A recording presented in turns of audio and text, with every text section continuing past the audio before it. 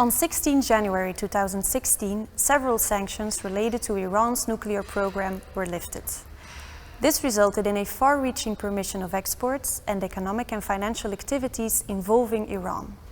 For example, it is now generally permitted to set up subsidiaries in Iran and to engage in transactions involving Iran in different sectors, such as the oil, gas, and petrochemical sectors. Moreover, it is now generally permitted to use Iranian banks for banking transactions.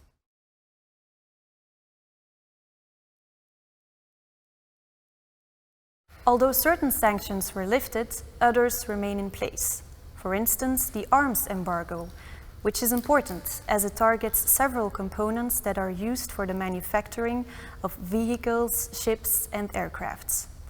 Also, the listing of certain persons and entities has not yet been lifted.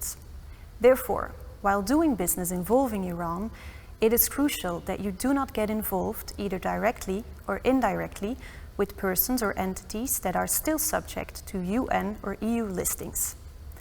This is also important because bribery remains a main issue of concern, and I note in this respect that EU and US laws also target corruption practices abroad involving foreign officials.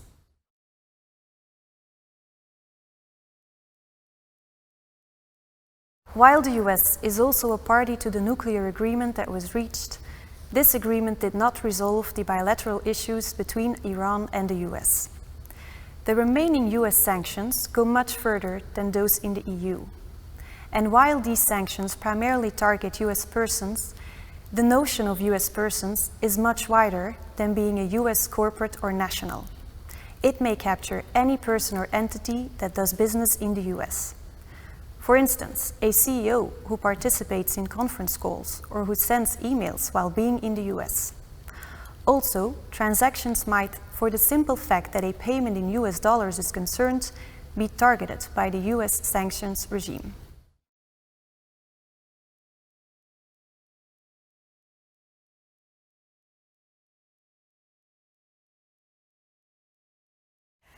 As of 16 January 2016, the sanctions in relation to Iran's nuclear program were lifted, but most US sanctions and certain sector-specific EU sanctions remain in place.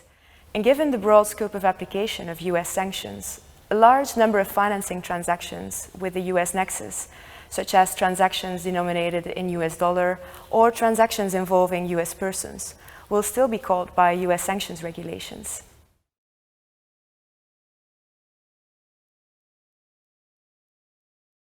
Sanctions clauses are usually drafted quite broadly, and that is for reasons of liquidity of the loan portfolios, but also for lenders to mitigate the risks.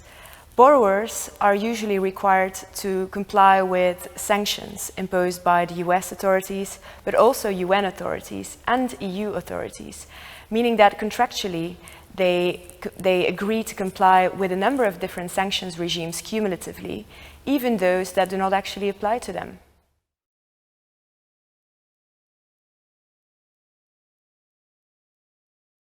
In practice, for external financings involving dealings with Iran, there has been no fundamental change as a result of the lifting of the sanctions. Due to contractual restrictions, a number of financing transactions will still be prohibited, even though they are no longer caught by sanctions regulations. So due diligence will remain important.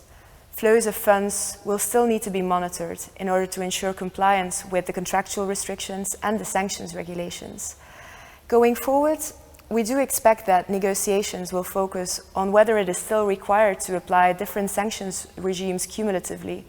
One solution might be to apply a dual approach, thereby making a distinction between different types of sanctions, nuclear versus non-nuclear, different types of entities, US banks versus non-US banks, and different types of facilities, US dollar denominated versus non-US dollar denominated.